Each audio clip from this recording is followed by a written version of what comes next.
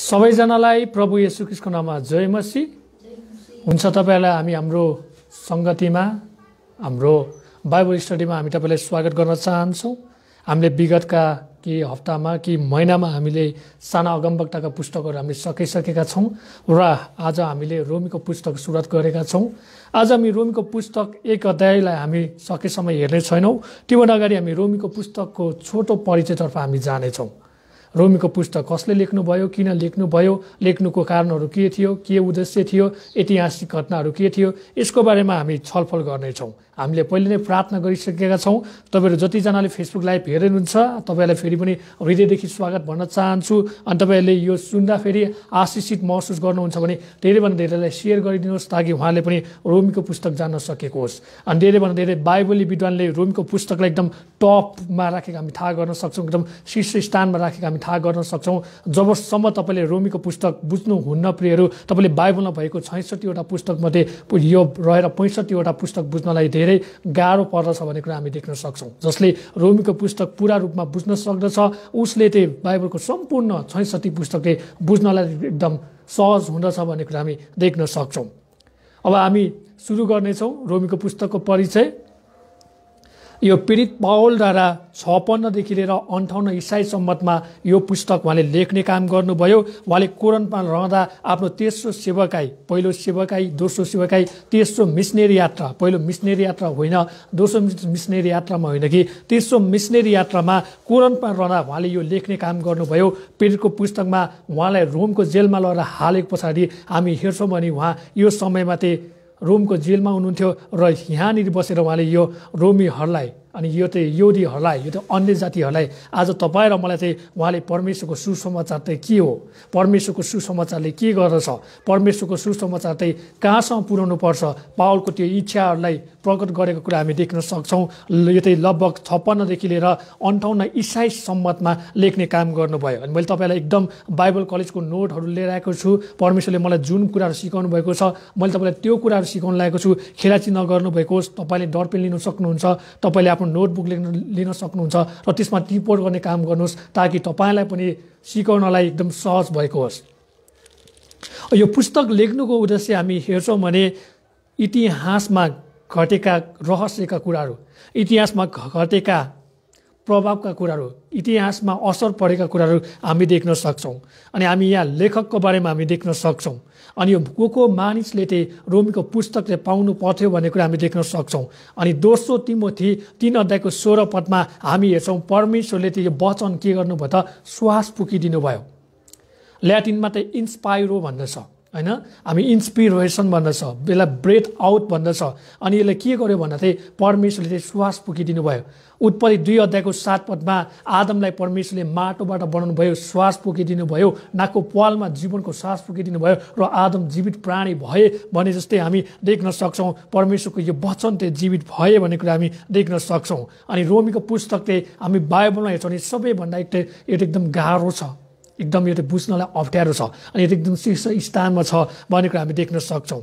अनि यहाँ भएको सन्देशहरू, यहाँ भएका सुसमाचारहरू एकदम शक्तिशाली छ भन्ने कुरा हामी देख्न सक्छौँ। अनि इतिहासमा हामी यस्ता 3जना व्यक्तिको बारेमा हेर्नेछौँ जसले चाहिँ रोमीको पुस्तक पढेर आफ्नो जीवन चाहिँ प्रभुलाई दिए भन्ने कुरा हामी हेर्न लाग्दैछौँ। पहिलोमा सेन्ट अगस्टिन, जसलाई हामीले मण्डलीको पिता भन्न सक्छौँ। तपाईँले चर्च हिस्ट्री, तपाईँले मण्डलीको ऐतिहासिक कुराहरूमा पढ्नुभयो भने तपाईँले कुरा थाहा गर्न सक्नुहुन्छ। हामी अगस्टिनको बारेमा हेर्नेछौँ। उहाँले रोमीको पुस्तक पढेपछि उहाँले प्रभु येशूलाई आफ्नो जीवन दिनुभयो भन्ने कुरा हामी थाहा गर्न सक्छौँ। त्यस्तै हामी मार्टिन लुथरको बारेमा हामी हेर्छौँ जसले गलातीको पुस्तक, रोमीको पुस्तक पढेर चाहिँ प्रोटेस्ट्यान्ट सुरु गरे भन्ने कुरा हामी थाहा गर्न सक्छौँ। प्रोटेस्ट्यान्टको अर्थ चाहिँ विद्रोह जनाउनु, एउटा विरोध गर्नु हो भन्ने कुरा हामी देख्न सक्छौँ। रोमन क्याथोलिकको विरुद्ध त्यहाँनिर उहाँले चाहिँ आवाज उठाउनु भएको कुरा हामी देख्न सक्छौँ। अनि त्यस्तै कुरा हामी जोन उसले, एकदम ठुलो महान प्रचारकको बारेमा हामी थाहा गर्न सक्छौँ। उहाँले पनि रोमीको पुस्तक पढेर चाहिँ उहाँले भन्नुभएको छ, उहाँले भन्नुभयो,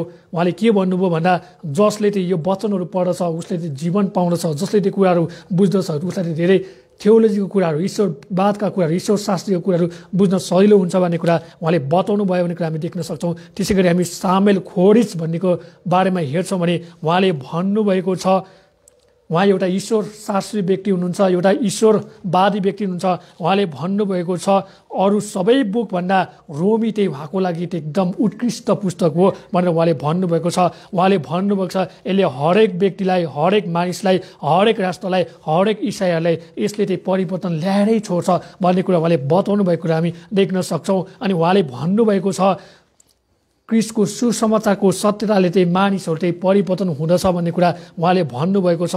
अनि त्यो पीडित पावलद्वारा त्यो पुस्तक लेखियो भन्ने कुरा हामी देख्न सक्छौँ। अनि पावल चाहिँ पहिला नाम चाहिँ साउल थियो, परमेश्वरले परिवर्तन गर्नुभयो। अनि यसले के कुरालाई देखाउँछ भन्दा यो चाहिँ अब नयाँ स्वभावलाई देखाउँछ, अनि यो चाहिँ नयाँ सेवकलाई देखाउँछ। अनि परमेश्वरले अब पावलले नयाँ स्वभाव हालिदिनु भयो, पापको कुरालाई अन्त्य गरिदिनु भयो र अनि नयाँ मिसन त्यहाँनिर खडा गरिदिनु भयो भन्ने कुरा हामी देख्न सक्छौँ। अनि यो जब पावल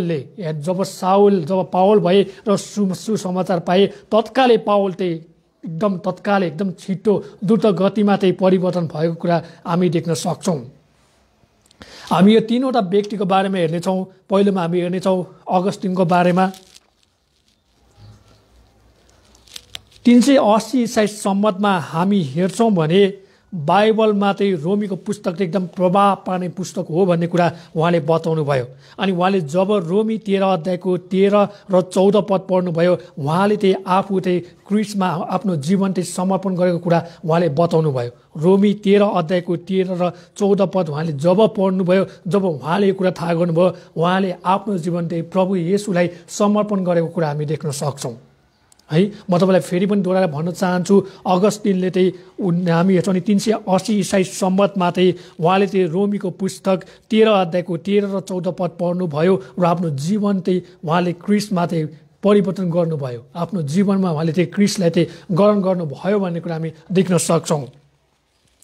दोस्रो कुरा हामी हेर्नेछौँ 1517 को कुरा हो। यो 1517 को कुरा हो जहाँनिर मार्टिन लुथरले चाहिँ त्यहाँनिर चाहिँ परमेश्वरको धार्मिकता र परमेश्वरको धार्मिकताको बारेमा जब थाहा गर्नुभयो र उहाँले विश्वासबाट मात्र हामी बचाइन सक्छौँ, विश्वासद्वारा मात्रै हामीले मुक्ति पाउँछौँ, कामद्वारा होइन, हाम्रो व्यवहारद्वारा होइन, हाम्रो बोली वचनद्वारा होइन, हाम्रो धर्म कर्म हाम्रो आस्थाबाट होइन भन्ने कुरा उहाँले जब पत्ता लगाउनु भयो। अनि उहाँले त्यसपछि उहाँले के गर्नुभयो त रोमन क्याथोलिकको विरोध गर्नुभयो र उहाँले प्रोटेस्ट्यान्ट सुरु गर्नुभयो भन्ने कुरा हामी थाहा गर्न सक्छौँ है। म तपाईँलाई फेरि पनि अवगत गर्न चाहन्छु, मार्टिन लुथरले 1517 यो कुरा थाहा गर्नुभयो कि परमेश्वरको धार्मिकताद्वारा विश्वास हामी पाउँछौँ। अनि त्यो विश्वासद्वारा मात्रै तपाईँलाई मात्रै बचाइन सक्छौँ, तपाईँलाई मैले चाहिँ अनुग्रह पाउन सक्छौँ, तपाईँलाई मैले जीवन पाउन सक्छौँ, तपाईँलाई मैले मुक्ति पाउन सक्छौँ भन्ने कुरा उहाँले जब बुझ्नुभयो, त्यसपछि उहाँले तत्कालै के गर्नुभयो त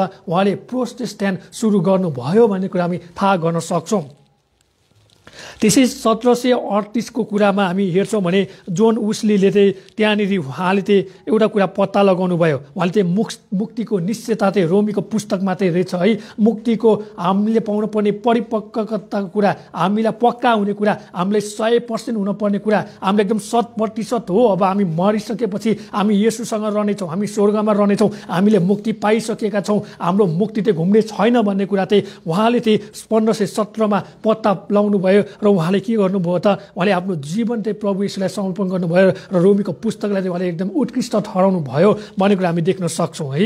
यहाँनिर भन्दछ, यहाँनिर तपाईँले जोन उस्ली जो चाहिँ इङ्ल्यान्डको हुनुहुन्छ, उहाँले एकदम ठुलो महान प्रचारक हुनुहुन्छ, उहाँले चाहिँ एक कुराद्वारा चाहिँ परमेश्वरलाई आफ्नो जीवन समर्पण गरेको कुरा हामी देख्न सक्छौँ 1738 अनि तपाईँ जोन क्याल्भिन भन्ने सुन्नुभएको होला, तपाईँले जोन क्याल्भिन भन्ने सुन्नुभएको होला। तपाईँ जतिजनाले ईश्वर शास्त्र पढ्नुभएको छ, थ्योलोजी पढ्नुभएको छ, तपाईँले जोन क्याल्भिन भन्ने सुन्नुभएको होला, जसले त्यहाँनिर क्याल्भिनको सिद्धान्तहरूले त्यहाँनिर सुरुवात गरे भन्ने कुरा हामी देख्न सक्छौँ।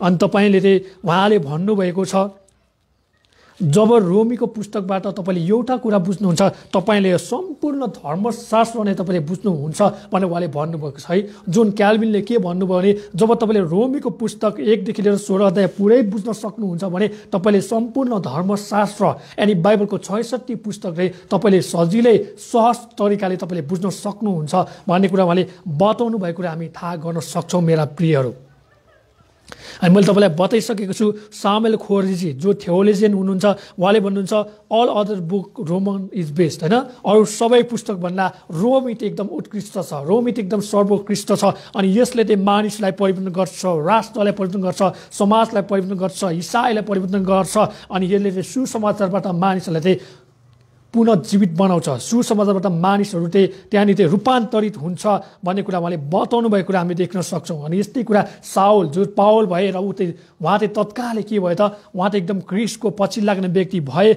भन्ने कुरा हामी थाहा गर्न सक्छौँ अब हामी रोमीको पुस्तक हेर्छौँ भने पावलले रोमको लागि लेखे भन्ने कुरा हामी रोमी 1:7 थाहा गर्न सक्छौँ अनि यो रोमीको पुस्तक चाहिँ इसाई विश्वासीहरूको लागि पनि उहाँले लेख्नुभयो भन्ने कुरा हामी देख्न सक्छौँ जसलाई चाहिँ प्रिय भनेर शब्द गरेको हामी थाहा गर्न सक्छौँ अङ्ग्रेजीमा बिलभ्ड भन्ने कुरा हामी उहाँले गरेको थाहा गर्न सक्नुहुन्छ है हे मेरा प्रिय भाइ हे मेरा प्रिय बहिनीहरू भने उहाँले सम्बोधन गर्नुभएको कुरा हामी थाहा गर्न सक्छौँ अनि यो पुस्तक चाहिँ रोमी साम्राज्यको लागि पनि लेख्नुभएको कुरा हामी थाहा गर्न सक्छौँ जुन चाहिँ रोमी 16:5 चाहिँ बताएको कुराहरू हामी देख्न सक्छौँ अब हामीले यसको इतिहासमा हेर्छौँ भने यो चाहिँ रोमकोमा भएको मण्डलीमा चाहिँ गैर यहुदी पनि थियो यहुदी पनि थियो अन्य जातिहरू पनि थियो अनि अरू सबैजना थियो अनि यिनीहरू कसैमा के थिएन त शान्ति थिएन एकता थिएन यिनीहरूमा विभाजन थियो यिनीहरूमा एकले अर्कालाई औलोने काम गर्थ्यो एकले अर्कालाई दोष आउने काम गर्थ्यो मण्डलीहरू भत्ताभुङ्ग भएको थियो मण्डलीहरू वृद्धि भएको थिएन त्यही कारण गर्दा पावलले त्यो रोमीको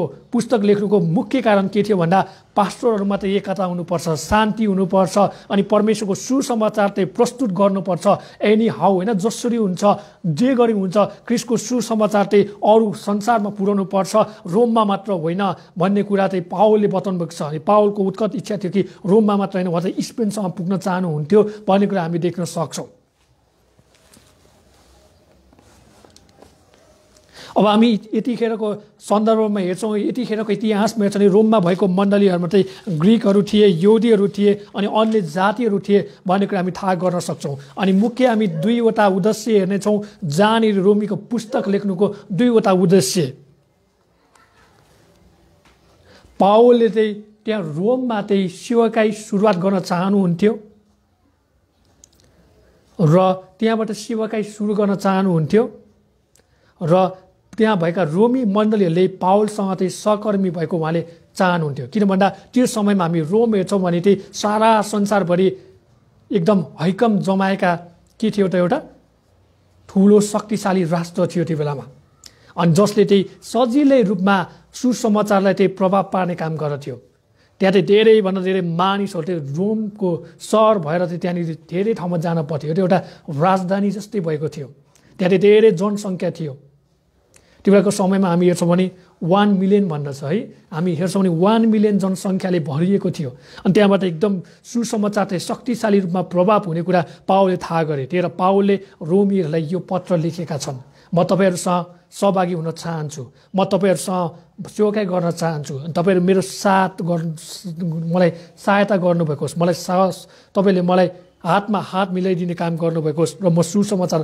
प्रचार गर्न चाहन्छु भनेर पावलले त्यहाँ बताउनु भएको कुरा हामी देख्न सक्छौँ अनि त्यति मात्र होइन दोस्रोमा पावलले मण्डलीलाई चाहिँ जीवित र एकतामा ल्याउने काम गरे मण्डली त्यो एउटा जीवित हो र मण्डली चाहिँ एकीकृत हुनुपर्छ मण्डली चाहिँ एकतामा आउनुपर्छ भन्ने कुरा उहाँले बताउनु भयो हामीले साधारण तरिकाले यसको रूपरेखा हेर्छौँ भने चाहिँ 1 अध्यायदेखि लिएर 11 अध्यायसम्म सिद्धान्तको कुराहरूलाई यसले के गरेको छ मुख्य केन्द्रबिन्दु बनाएको छ इसाईको सिद्धान्त के हो इसाईको विश्वासको जड के हो इसाईको आस्था र भरोसा चाहिँ के हो र इसाईको सिद्धान्तहरू चाहिँ के हो भन्ने कुराको बारेमा यसले बताएको कुरा हामी देख्न सक्छौँ र दोस्रोमा चाहिँ व्यवहार जिम्मेवारी कर्तव्य हामीले गर्नुपर्ने कामहरूको बारेमा व्यवहारिक कामहरूको बारेमा व्यवहारिक प्रेमको बारेमा व्यवहारिक हामीले हाम्रो जीवनमा प्रयोग गर्नुपर्ने कुराको बारेमा यहाँ बताएको छ 12 अध्यायदेखि लिएर 16 अध्यायसम्म चाहिँ अनि मण्डली वृद्धि नहुनुको कारण उहाँले 2टा कुरा भन्नुभएको छ एउटा वास्ता नगर्नु र अर्को चाहिँ एकता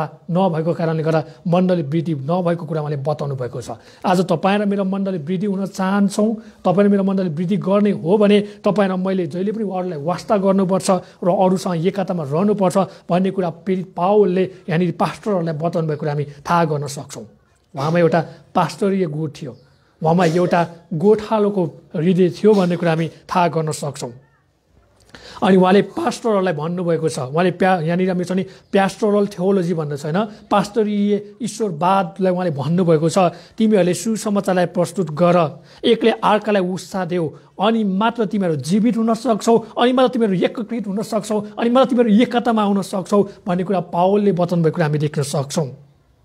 अनि उहाँले भन्नुभएको छ सुसमाचारलाई प्रस्तुत गर, मिसनका कामहरूमा भोकाऊ, अनि एकले अर्कालाई वास्ता गर, एकले अर्कालाई फिक्री गर, एकले अर्कालाई एकतामा ल्याउने काम गर, अनि मात्र परमेश्वरको सुसमाचार चाहिँ दह्रो रूपमा चाहिँ खडा हुनेछ, अनि मात्र परमेश्वरको सुसमाचार चाहिँ प्रभाव हुनेछ भन्ने कुरा उहाँले बताउनु भएको कुरा हामी देख्न सक्छौँ। हामी यहाँ रोमी 1 अध्यायदेखि लिएर 16 अध्यायमा हामी यहाँ के कुरा हेर्नेछौँ, व्यवस्था भन्ने शब्द तपाईँले 72 पटक त्यहाँ दोहोरिएको कुरा थाहा गर्न सक्नुहुन्छ। 72 पटकसम्म तपाईँले व्यवस्था व्यवस्था व्यवस्था भन्ने शब्द पाउन सक्नुहुन्छ है। तपाईँले व्यवस्था भन्ने कुरा 72 पटक त्यहाँनिर भेट्न सक्नुहुन्छ। रोमी 1 अध्यायको 1 देखि लिएर 16 अध्यायसम्म हामी हेर्छौँ भने त्यहाँनिर तपाईँले 72 पटक व्यवस्था भन्ने शब्द भेट्न सक्नुहुन्छ। क्रिस्ट भन्ने शब्द 65 पटक तपाईँले भेट्न सक्नुहुन्छ। क्रिस्ट भन्ने शब्द तपाईँले 65 पटक भेट्न सक्नुहुन्छ। क्रिस्ट भन्ने शब्द तपाईँले 65 पटक भेट्न सक्नुहुन्छ। पाप तपाईँले 48 पटक भेट्नुहुन्छ। पाप भन्ने शब्द तपाईँले 48 पटक भेट्नुहुन्छ। प्रभु भन्ने शब्द तपाईँले 43 पटक भेट्नुहुन्छ। प्रभु भन्ने शब्द तपाईँले 43 पटक भेट्नुहुन्छ। विश्वास भन्ने शब्द तपाईँले 40 पटक भेट्न सक्नुहुन्छ। विश्वास भन्ने शब्द तपाईँले 40 पटक भेट्न सक्नुहुन्छ। अनि धार्मिकता भन्ने शब्द तपाईँले 33 पटक भेट्न सक्नुहुन्छ है। धार्मिकता भन्ने शब्द तपाईँले 33 पटक त्यहाँनिर भेट्न सक्नुहुन्छ। रोमी 1 अध्यायदेखि लिएर रोमी 1 देखि लिएर रोमी 16 अध्यायसम्म तपाईँले 153 पटक भेट्न सक्नुहुन्छ।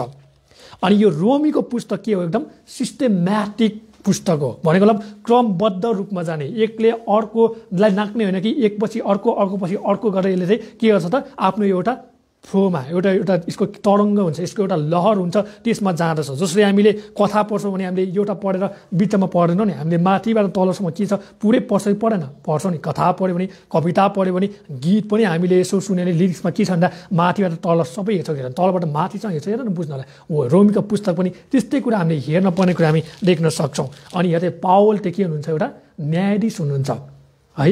उहाँ चाहिँ एउटा लयर हुनुहुन्छ, उहाँ चाहिँ एउटा वकिल हुनुहुन्छ। अनि उहाँले यो पुस्तकलाई चाहिँ एकदम के गर्नुहुन्छ, क्रमबद्ध रूपमा मिलाएर राख्नु छ, अर्डर गरेर राख्नु भएको छ, एकपछि अर्को अर्कोपछि अर्को भन्ने कुराको बारेमा उहाँले बताउनु भएको कुरा हामी देख्न सक्छौँ है। अनि हामीले रोमीको पुस्तकमा भेट्ने कुराहरू यही नै हो। अनि म तपाईँलाई अरू पनि धेरै बताउने छु जुन हामीले हाम्रो बाइबल कलेजमा पढ्ने मौका पाएका थियौँ र परमेश्वरले यी दिनमा पनि हामीलाई यो कुराहरू देखाउनु भएको छ। हामीले अघि अगस्टिनको बारेमा हेऱ्यौँ, मार्टिन लुथरको बारेमा हेऱ्यौँ, हामीले जोन क्याल्भिनको बारेमा हेऱ्यौँ, जोन उस्लीको बारेमा हामीले हेऱ्यौँ, हामीले सामुएल खोर्जीले भन्नुभएको कुराको बारेमा हामीले हेऱ्यौँ। अब हामीले यहाँ लेखकको बारेमा हेरौँ जो चाहिँ प्रेरित पावल हुनुहुन्छ। तपाईँले प्रेरित भन्ने कुरा बुझ्नुभयो होला, जसलाई चाहिँ पठाएको छ। अनि प्रेरित चाहिँ हामी हेर्छौँ भने बाइबलमा चाहिँ 2वटा प्रेरित तपाईँले भेट्न सक्नुहुन्छ। तपाईँले क्यापिटलमा एपोस्टोलिक भेट्न सक्नुहुन्छ भने तपाईँले सानो एपोस्टोलिक पनि भेट्न सक्नुहुन्छ। ठुलो एपोस्टोलिकले चाहिँ अफिसको कामलाई मात्रै ध्यान दिँदैन, यसले चाहिँ स्पेसल कामलाई दिन्छ, विशेष कामलाई ध्यान दिन्छ। जुन चाहिँ पावललाई चाहिँ परमेश्वरले विशेष कामको लागि चाहिँ उहाँले बोलावट गर्नुभयो, उहाँले छान्नुभयो, उहाँले पहिले नै उहाँलाई चाहिँ आमाको गर्भमा राख्नुभयो भन्ने कुरा हामी देख्न सक्छौँ। अर्को एपोस्टोलिक भनेको चाहिँ त्यो चाहिँ तपाईँ र म हुँ है। तपाईँ र म 12 मध्येका एक पनि होइन भन्ने कुरा हामी थाहा गर्न सक्छौँ। अनि यो ठुलो एपोस्टोलिकको दर्जा चाहिँ पावलले मात्र पाउन सक्नुहुन्थ्यो, तपाईँ र मैले पाउँदैन भन्ने कुरा हामी देख्न सक्छौँ। हामीले ईश्वर शास्त्रमा हेर्छौँ भने त्यहाँनिर पीडित भन्नेलाई कस्तो मापदण्ड थियो, कस्तो मापदण्ड थियो, कस्तो योग्यता चाहिन्थ्यो भन्ने कुरा हामी हेर्न सक्छौँ। भने एउटा के हुनु पर्यो, सफलताको सेवकाई हुनु पर्यो। दोस्रो कुरा आश्चर्य कर्म गर्न सक्ने व्यक्ति हुनु पर्यो। तेस्रो कुरा चाहिँ क्रिस्टको सिद्धान्तमा चलेको हुनु पर्यो। अनि चौथो कुरा चाहिँ क्रिस्टसँग 3.5 वर्ष बिताएको छ कि छैन त्यो कुरा हुनु पर्यो है। यदि तपाईँ र मसँग त्यो कुराहरू छ भने हामी एन एपोस्टोलिक हुन सक्छौँ। तर यदि तपाईँ र मसँग छैन भने हामी एपोस्टोलिक, स्मल एपोस्टोलिक मात्र हुन सक्छौँ। भनेको मतलब हामी साधारण के हो त, हामी सबैजना एक हिसाबले हामी प्रेरित हौँ, तर हामी पावल जस्तो हामी प्रेरित होइनौँ है। हामी 12 चेला जस्तो हामी महान पीडितहरू चाहिँ होइनौँ, हामी साधारण पीडित हौँ अनि उहाँहरू चाहिँ विशेष पीडित हुनुहुन्छ भनेर हामी देख्न सक्छौँ। अनि पावलमा यो सबै कुरा हामीले भेट्यौँ, पावलमा हामी यो सबै कुराहरू देख्यौँ र पावल के हुनुहुन्छ, उहाँ 12 मध्येको एक हुन सक्नुभयो है। हामी हेर्छौँ भने जब एउटा स्क्रिप्टले धोका दियो, त्यसपछि हामीले चाहिँ मत्तियसलाई नियुक्त गरिसकेको थियो, त्यसपछि यो सबै कुरामा कसले डेरा जमाउन सफल हुनुभयो त? पावलले डेरा जमाउन सफल हुनुभयो भन्ने कुरा हामी देख्न सक्छौँ। उहाँले 3 वर्ष उहाँले के गर्नुभयो त? उहाँले हामी हेर्छौँ भने गलातीको पुस्तक अनुसार उहाँले त्यहाँनिर यरुशलेमबाट गएर उहाँले कुन ठाउँमा गएर उहाँले त्यहाँनिर 3.5 वर्ष बिताउनु भयो त? हामी हेर्छौँ अफ्रिका भन्नेमा है। अफ्रिका भन्नेमा उहाँले त्यो समय बिताउनु भयो र प्रभु येशूलाई त्यहाँनिर उहाँले जम्का भेट गर्नुभयो र उहाँसँग सिक्ने काम गर्नुभयो र उहाँलाई गमलिएल जस्ता एकदम होइन हामी हेर्छौँ भने यहुदीको एकदम त्यहाँनिर एकदम वरिष्ठ एकदम प्रख्यात उहाँको धर्मगुरुले पनि उहाँलाई सिकाउन नसक्ने अवस्थाहरू त्यहाँनिर सिर्जना भएको कुरा हामी देख्न सक्छौँ। हामी हेर्छौँ भने यो पुस्तक रोमीको पुस्तक पीडित पावलद्वारा लेख्नुभयो अनि साउल त्यही परमेश्वरले नाम परिवर्तन गरिदिनु भयो। अनि यसले के कुरालाई महत्त्वपूर्ण देखाउँछ भन्दा यो चाहिँ अब नयाँ स्वभाव हो, यो चाहिँ एउटा नयाँ सेवा हो है, यो चाहिँ एउटा नयाँ के हो स्वभाव हो, यो चाहिँ एउटा नयाँ के हो त मिसन हो होइन, एउटा उद्देश्य हो, एउटा नयाँ एउटा के हो त सेवकाई हो, एउटा सेवा हो भन्ने कुरा हामी थाहा गर्न सक्छौँ। अनि परमेश्वरले पावललाई चाहिँ अन्य जातिको लागि सुसमाचार सुनाउनुको लागि पठाउनु भयो भने पत्रुसलाई चाहिँ यहुदीहरूको लागि उहाँले पठाउनु भएको हामी देख्न सक्छौँ है। अनि साउल भनेको चाहिँ सुसमाचार पाए पछाडि चाहिँ पावल भएका हुन् है। साउल चाहिँ पहिला के थियो त? साउल थियो अनि पछि चाहिँ पावल भयो है। हामी हेर्छौँ भने अनि पावल चाहिँ के हो त? सुसमाचार पाएपछि नाम परिवर्तन भएर पावल भयो भन्ने कुरा हामी देख्न सक्छौँ। अनि पावल भन्ने व्यक्ति कस्तो हुनुहुन्थ्यो भन्दा उहाँ यहुदी हुनुहुन्थ्यो, उहाँको बुबा रोमी नागरिक हुनुहुन्थ्यो जुन चाहिँ टार्सस निवासी भन्ने कुरा हामी देख्न सक्छौँ। अनि यहुदी संस्कृति अनुसार टार्सस चाहिँ एकदम ठुलो के छ त विश्वविद्यालय छ जहाँ चाहिँ यहुदी धर्म रीति परम्परा संस्कृति अनि त्यहाँका सिद्धान्तको कुराहरू सिकाउँछ र सिकाइने काम गरिन्थ्यो भन्ने कुरा हामी देख्न सक्छौँ। अनि पावल चाहिँ 13 वर्ष यरुशलेममा चाहिँ के गरे त्यहाँनिर समय बिताए भन्ने कुरा हामी देख्न सक्छौँ है। पावल चाहिँ 13 वर्ष हुँदा नै के गर्थे यरुशलेममा त्यहाँ जाने मौका पाए अनि पावलले गमलिएलको चरणमा बसेर सिक्ने मौका पाए। अनि पावलसँग चाहिँ त्यहाँनिर चाहिँ के थियो त? पासपोर्टहरू थियो अनि यो पासपोर्टले यहाँ त्यहाँ जहाँ पनि जान पाउँथ्यो किनकि पावल के थियो एउटा रोमी नागरिक थिए भन्ने कुरा हामी थाहा गर्न सक्छौँ। उदाहरणको लागि आयरल्यान्डको पासपोर्टले मानिसहरू जहाँ पनि जान सक्छन् है, कुनै पनि त्यहाँ के छैन बनबेज छैन अरे, कुनै पनि त्यहाँनिर मान्छेले रोक्न सक्दैन अरे, कुनै पनि त्यहाँनिर बन्द गर्ने ठाउँ छैन अरे। आयरल्यान्डको पासपोर्टले मान्छेहरू यताउता जान सक्छ अरे। अनि पावलसँग पनि रोमको पासपोर्ट थियो अनि पावल यता र उता जान सक्नुहुन्थ्यो। पावलसँग एकदम उत्कृष्ट शिक्षा थियो अनि पावलसँग त्यहाँनिर के थियो त? पासपोर्ट पनि थियो। पावलसँग त्यहाँनिर उत्कृष्ट शिक्षा थियो, त्यही भएर पावल यता र उता जान सक्नुहुन्थ्यो भन्ने कुरा हामी देख्न सक्छौँ। अनि तपाईँले हेर्नुहुन्छ भने रिच वेन डोनकिन भन्ने एउटा विद्वानले भन्नुभएको छ कि पावलले भन्नुभएको छ कि म परमेश्वरलाई के गर्छु? घृणा गर्छु।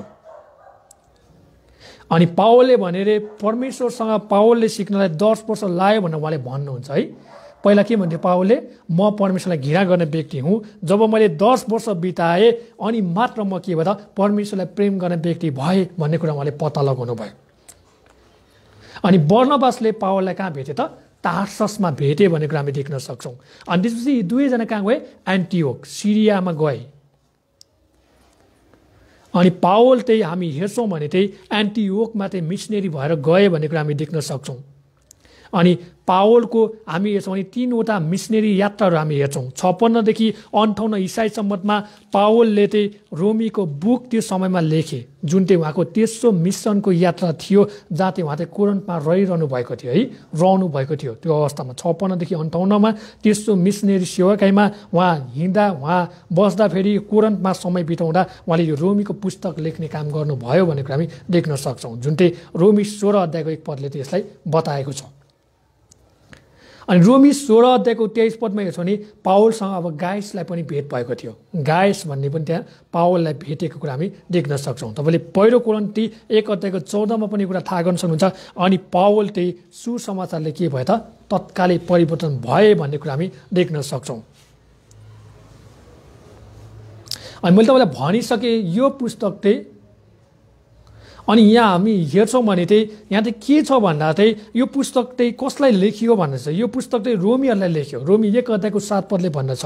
अनि यो चाहिँ इसाईहरूलाई लेखियो भन्ने कुरा हामी देख्न सक्छौँ र यो चाहिँ रोमी साम्राज्यको लागि लेख्यो भन्ने कुरा हामी देख्न सक्छौँ। तपाईँले रोमी 16 अध्यायको 5 पदमा पढ्नुभयो भने चाहिँ यो पुस्तक लेखेको कुरा हामी देख्न सक्छौँ। अनि यो पुस्तकको ऐतिहासिक कुरा गर्छौँ भने चाहिँ मण्डलीमा चाहिँ ग्रिकहरू थिए, यहुदीहरू थिए, अन्य जातिहरू थिए भन्ने कुरा हामी देख्न सक्छौँ। अनि त्यहाँ कस्तो थियो भने यहुदीहरूले अगुवाई गर्ने, अन्य जातिहरूलाई चाहिँ अन्य जातिले अगुवाई गर्ने। अनि त्यहाँ चाहिँ भाड मैलो थियो, भट्रगोल थियो, त्यहाँ चाहिँ गोलमालहरू थिए है। त्यहाँ चाहिँ गोलमाल थिए भन्ने कुरा हामी देख्न सक्छौँ। एकले अर्कोलाई आदर नगर्ने, एकले अर्कोलाई वास्ता नगर्ने, एकले अर्कोलाई फिक्री नगर्ने, त ठुलो कि म ठुलो भनेर हानथाप थियो। आज तपाईँ र मेरो मण्डलीमा पनि यस्तै गोलमाल, भद्रगोल, हानथाप, एकले अर्काको विरुद्ध गर्छ भने कहिले पनि मण्डली चाहिँ वृद्धि हुन सक्दैन भन्ने कुरा पावलले चाहिँ यहाँनिर रोमीको पुस्तकबाट आज तपाईँ र मलाई चाहिँ सिकाउने हुन्छ। मेरा प्रियहरू, आज तपाईँको मण्डलीमा वृद्धि चाहनुहुन्छ भने गोलमाललाई हटाउनु पर्यो, दोधारलाई हटाउनु पर्यो, भट्रगोललाई हटाउनु पर्यो, भयभरको कुरालाई हटाउनु पर्यो। अनि त्यो वास्ता गर्ने, फिक्री गर्ने, शान्तिमा बस्ने, एकले अर्कालाई एकतामा ल्याउने काम गर्नु पर्यो भन्ने कुरा हामी देख्न सक्छौँ। अनि त्यो तपाईँले रोमी 11 को 13 मा हेर्नुहुन्छ भने अन्य जातिको समूह भेट्न सक्नुहुन्छ। रोमी 15 को 7 मा हेर्नुहुन्छ भने यहुदी र अन्य जातिको समूहहरू तपाईँले भेट्न सक्नुहुन्छ। अनि रोमी तपाईँले माफ गर्नु होला 18 अध्यायमा हेर्नुहुन्छ भने त्यहाँनिर तपाईँले हेर्नुहुन्छ सम्राट क्लोरिडियसले त्यहाँनिर चेतावनी दिनुहुन्छ, अब तिमीले रोम छोड्नुपर्छ, तिमीले रोम छोड्नुपर्छ। अनि त्यतिखेर प्रिस्किलाले कसलाई भेटे त? पावललाई भेटे। यो चाहिँ 56 देखि लिएर 57 इसाई सम्बन्धको घटना थियो है। प्रिस्किला भन्ने त्यहाँनिर तपाईँले हेर्नुहुन्छ, त्यहाँनिर प्रिस्किलाले कसलाई भेटे? पावललाई भेटे। अनि पावलसँग रहेर चाहिँ सेवाकाई गरे भनेको हामी देख्न सक्छौँ। अनि मानिसहरू चाहिँ रोमबाट आयो। अनि यही बेलामा यो पुस्तक लेखियो भन्दछ। अनि मण्डलीको त्यहाँ अगुवापन्थीमा चाहिँ को थिए भन्दा यहुदीहरू थिए। अनि जब यहुदीहरू आए त्यहाँ मण्डलीहरू भट्रगोल हुन थाले। अनि अन्य जातिहरूलाई समावेश हुन दिएन। त्यसपछि त्यहाँनिर के थियो? परिवर्तनको आवश्यकता थियो भन्ने कुरा हामी देख्न सक्छौँ। अब यहाँ अर्को प्रश्न आउन सक्छ, किन रोमीको पुस्तक चाहिँ लेख्नु आवश्यकता थियो? यसले के कुरा बताउँछ भन्दा यो तपाईँ र मेरो लागि सरल विश्वासको के थियो? एउटा सार थियो है। हाम्रो विश्वासको सार के हो भन्ने कुरा यसले बताएको छ। अब पावलको समय सकिसकेको छ। अनि पावलले भन्छ यो चाहिँ किताबको खण्ड हो भन्छ, यो चाहिँ विश्वासको के हो? हाम्रो जग हो, यो चाहिँ हाम्रो विश्वासको सार हो भनेर पावलले भन्छ। यसले चाहिँ तपाईँ र मेरो विश्वासलाई चाहिँ बचाउने काम गर्छ, यसले तपाईँ र मेरो विश्वासलाई चाहिँ जोगाउने काम गर्छ, यसले तपाईँ र मेरो विश्वासलाई चाहिँ सुरक्षित बनाउँदछ भन्ने कुरा पावलले गर्नुहुन्छ। अनि पावलले भन्छ यो चाहिँ परमेश्वरको कारण थियो, यो चाहिँ क्रिस्ट कस्तो हुनुहुन्छ उहाँको कारण के छ? केस फर क्राइस्ट, होइन? क्राइस्टको केसहरू के छ? मानिसहरूले त्यो क्रिस्टको बारेमा के छ भनेर भन्दा तपाईँ र मैले पुस्तक पढेर भन्न सक्छौँ भन्ने कुरा उहाँले बताउनु भयो। अनि यो भन्दा विशेष मण्डली, विशेष मानिसको लागि यो पुस्तक हो भन्ने कुरा उहाँले बताउनु भयो। अनि रोमीहरूलाई उत्साह दिनको लागि पनि उहाँले बताउनु भयो। अनि त्यो उहाँले भन्नुभयो त्यतिखेर रोम के थियो त? विश्वको राजधानी थियो, यो चाहिँ सुसमाचारको केन्द्र थियो है। महत्त्वपूर्ण कुरा के थियो? विश्वमा सबैभन्दा ठुलो शक्तिशाली राज्य थियो। अनि यसले सबैलाई आतङ्कित बनाइसकेको थियो, सबैतिर यसले हैकम जमाएका थियो, सबैतिर शासन गर्दथ्यो र यो चाहिँ सुसमाचारको मुख्य केन्द्रबिन्दु भएको थियो। त्यही कारण गर्दा पावलले के भन्नुभयो? यो पुस्तक लेख्ने काम गर्नुभयो भन्ने कुरा हामी देख्न सक्छौँ। अनि हामीले हेरिसकेका छौँ दुईवटा कारण, पुस्तक लेख्नुको अर्को दुईवटा कारण। पावलले सेवाकाई गर्न चाहन्थे, मण्डलीमा एकता ल्याउन चाहन्थे भन्ने कुरा हामी देख्न सक्छौँ। अनि हामी हेर्छौँ भने पावलले अरू कुरा के सिकाउनु भयो? सुसमाचारको सन्देशलाई तिमीहरूले के गर त? प्रचार गर्ने काम गर, घोषणा गर्ने काम गर, एकले अर्कालाई उत्साह दिने काम गर। अनि मिसनको कामहरूलाई चाहिँ तिमीहरूले के गर त? जोडले बढाउने काम गर भन्ने कुरा पावलले बताउनु भयो। सुसमाचारलाई प्रस्तुत गर भन्नुभयो। अनि पावलले भने मण्डली त्यो एउटा जीवित र एकतामा रहनुपर्छ, एउटा जीवित मण्डली भएपछि एकतामा रहनुपर्छ। त्यहाँनिर कुनै पनि यहुदी, कुनै पनि गैर यहुदी, कुनै पनि अन्य जाति, कुनै पनि अविश्वासीको झै झगडा हुने थलो हुनु भएन, मण्डलीहरू विभाजित हुनु भएन। यसले मण्डलीलाई के गर्छ त? एकदम प्रयोगहीन व्यक्ति बनाउँछ भन्ने कुरा उहाँले बताउनु भयो। अनि त्यहाँनिर धेरै कुराहरू उहाँले बताउनु भयो। अनि उहाँले भन्नुभयो जेसुकै होस् मण्डलीमा सुसमाचार प्रचार हुनु पर्यो, मण्डली चाहिँ एकतामा आउनु पर्यो र क्रिस्टको सुसमाचारलाई चाहिँ तिमीहरूले चाहिँ केन्द्र बनाएर प्रचार गर्नु पर्यो। मण्डली भनेको चाहिँ के हो त? एउटा सुसमाचारको थलो हो, एउटा सुसमाचार त्यहाँनिर प्रचार गर्ने ठाउँ हो। अनि मण्डली चाहिँ भाड मैलो हुँदैन भन्ने कुरा पावलले सिकाउनु भएको हामीले देख्न सक्छौँ। अनि पावलले भन्नुभयो मण्डली वृद्धि नहुनुको कारण चाहिँ एउटा आफ्नै वास्ता गर्ने र अनि के गर्ने त अरूलाई मतलब नगर्ने र एकतामा नआउने कुराले चाहिँ मण्डल वृद्धि हुन्न भन्ने कुरा उहाँले बताउनु भयो। अनि उहाँले भन्नुभयो पास्टरहरूलाई विशेष गरी अगुवाहरूलाई गोठालाहरूलाई उहाँले भन्नुभयो तिमीले सुसमाचारलाई प्रस्तुत गर, एकले अर्कालाई उत्साह देऊ र तिमीहरूले एकतामा आऊ र एकतामा रहौ भन्ने कुरा उहाँले बताउनु भयो।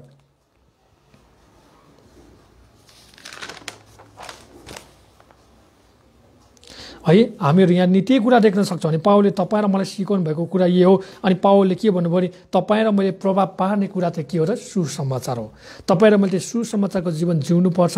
तपाईँ र म चाहिँ येशू जस्तै हुनुपर्छ। तपाईँ र म पनि पावलको जस्तो हृदय हुनुपर्छ। हामीले पावलमा हेर्छौँ भने पावल एकदम नम्र व्यक्ति थियो, पावल एकदम कोमल व्यक्ति थियो, पावलले क्रिस्टलाई बुझेको थियो। अनि पावलले यो कुरालाई थाहा गरेको थियो कि मेरो शिक्षा, मेरो विवेक अनि मेरो बुद्धि भन्दा पनि महान त्यो प्रभु येशू हुनुहुन्छ भन्ने कुरा उहाँले बुझ्नुभएको कुरा हामी देख्न सक्छौँ। म तपाईँलाई फेरि पनि धन्यवाद दिन चाहन्छु। तपाईँले रोमीको पुस्तकको परिचय थाहा गर्नुभएको छ। अनि हामी अर्को हप्ता चाहिँ हामी रोमी 1 अध्यायलाई सुरु गर्नेछौँ। अनि आज चाहिँ हामी तपाईँलाई हिँडै राख्न चाहन्छौँ। अनि तपाईँले म विश्वास गर्दछु, आशा गर्दछु धेरै कुराहरू सिक्नु भएको छ। अनि तपाईँले यहाँनिर भन्नुभएको धेरै कुराहरू बुझ्नुभयो होला। अनि म तपाईँलाई यसको साधारण रूपरेखा पनि भन्न चाहन्छु। यहाँनिर तपाईँले साधारण रूपरेखा हेर्नुहुन्छ भने तपाईँले यसलाई 1 देखि लिएर 8 अध्यायमा हेर्नुहुन्छ भने विश्वासको सिद्धान्त भन्दछ है। रोमी 1 अध्यायको 8, रोमी 1 देखि लिएर रोमी 8 अध्यायसम्म विश्वासको सिद्धान्त भन्ने कुरा हामी देख्न सक्छौँ। यसको रूपरेखा हेर्छौँ भने त्यसमा रहेर तपाईँले पहिलोमा हेर्नुहुन्छ भने 1 अध्यायदेखि 3मा पापको कुराहरूलाई यसले बताएको छ। यसले चाहिँ मान्छेको जीवनलाई चाहिँ पापले चाहिँ के गर्छ त एकदम अस्वस्थ बनाउँछ। मानिसहरूले रोगी हुँदछ, मानिसहरूले पीडामा पर्दछ, मानिसहरूले चाहिँ पापले चाहिँ एकदम खराब बाटोमा लाँदछ, पापले चाहिँ मृत्युसम्म पुर्याउँछ भन्ने कुरा चाहिँ रोमी 1 अध्यायदेखि लिएर रोमी 3 अध्यायसम्म चर्चा गरेको कुरा हामी देख्न सक्छौँ। दोस्रोमा हेर्छौँ भने रोमी 4 अध्यायदेखि 5मा चाहिँ मुक्तिको निश्चयताको बारेमा बताउँछ। मुक्ति चाहिँ क्रिस्टमा छ भन्ने बारेमा बताएको कुरा हामी देख्न सक्छौँ। अनि 6 देखि 8मा होइन रोमी 6 अध्यायदेखि 8 अध्यायमा चाहिँ यसलाई चाहिँ शुद्धिकरणको बारेमा बताएको छ। कसरी हामी शुद्धिकरण हुने, कसरी हामी पवित्रकरण हुने, कसरी हामी धर्मीकरण हुने भन्ने बारेमा उहाँले बताउनु भएको कुरा हामी देख्न सक्छौँ। म फेरि पनि भन्न चाहन्छु रोमी 1 अध्यायदेखि 8 अध्यायसम्म पुरै हेर्नुहुन्छ भने विश्वासको सिद्धान्तलाई यसले बताएको छ। हाम्रो विश्वास केमा अडिएको छ, हाम्रो विश्वास केमा हामीले राख्नुपर्छ, हामीले हाम्रो धर्म कर्मबाट हामीले मुक्ति पाउनेन, हाम्रो धर्म कर्मबाट हामी बचाइन सक्दैनौँ भन्ने कुराबारेमा उहाँले बताउनु भएको कुरा हामी देख्न सक्छौँ। अनि त्यसमा हामी बुदागत रूपमा हेर्छौँ भने 1 अध्यायदेखि 3 अध्यायमा पापको कुरालाई यसले समेटेको छ। 4 अध्यायदेखि 5 अध्यायमा मुक्तिको कुरालाई यसले के गरेको छ त्यहाँनिर समावेश गरेको छ। अनि 6 देखि 8 अध्यायसम्म 6, 7, 8मा हेर्छौँ भने यसले धर्मीकरणको प्रक्रियाहरू, पवित्रकरणको प्रक्रियाहरू, शुद्धिकरणको प्रतिक्रिया कुराहरू होइन, प्रायश्चितका कुराहरू, यसले पश्चातापको कुराहरू, यो सबै कुरालाई यसले के छ जोड दिएको काम हामी थाहा गर्न सक्छौँ। अनि हामी दोस्रो बुदामा हेर्छौँ भने 9 अध्यायदेखि 11 अध्यायमा चाहिँ आशाका कुराहरूको बारेमा बताउँछौँ। हामी स्थानीय, हामी थाई यस्ता कुराहरूमा यसले बताउँछ है।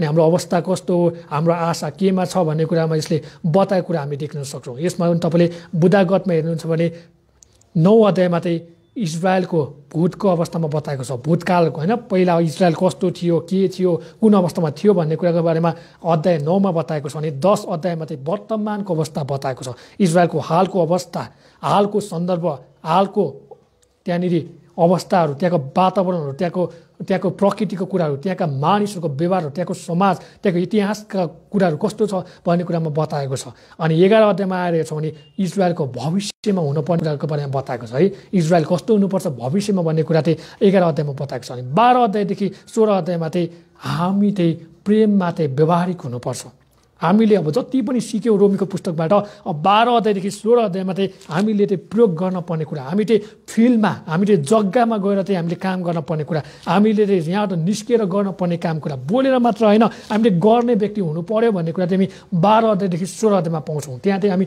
देख्न सक्छौँ होइन, वरदान चलाउने कुराहरू देख्न सक्छौँ, अतिथिहरूलाई सत्कार गर्नुपर्ने कुराहरू हामी देख्न सक्छौँ, सरकारको अधीनतामा रहनुपर्ने कुरा हामी देख्न सक्छौँ, एकले अर्का विश्वासीलाई ढाडस दिनुपर्ने कुरा हामी देख्न सक्छौँ, गाह्रो अवस्थामा परेको, दुःखमा परेका, पीडालाई परेकालाई सहयोग गर्नुपर्ने कुरा हामी देख्न सक्छौँ। यो सबै कुराहरू हामी यहाँ देख्न सक्छौँ।